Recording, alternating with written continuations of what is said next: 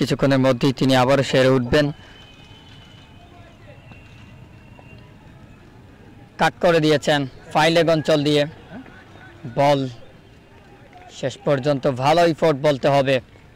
জুহাইর ছিল ওই ফাইনাল 4-এর হাত থেকে বাঁচালেন জুহাইর।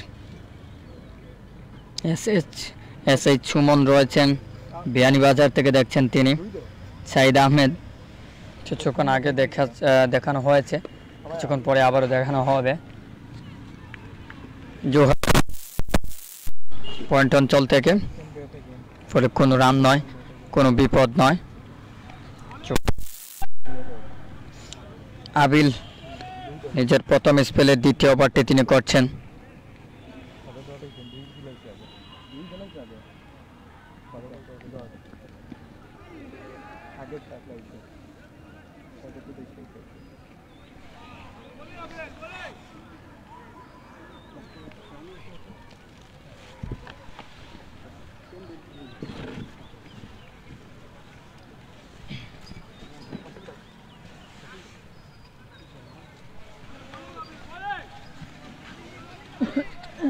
আবিল তিনি রয়েছেন এই মুহূর্তে বোলিং মার্কে। 1 ওভার 3 বল থেকে 5টি রান সংগ্রহ করেছেন।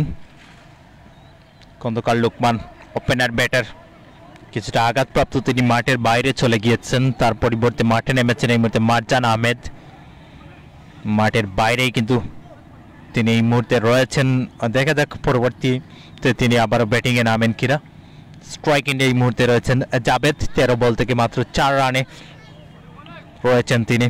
ভালো একটা স্টার্ট এনে দেওয়ার প্রচেষ্টায় ছিলেন লোকমান, কিন্তু দুর্ভাগ্যবশত ইনজুরিতে পরে মাঠের বাইরে চলে যেতে হচ্ছে।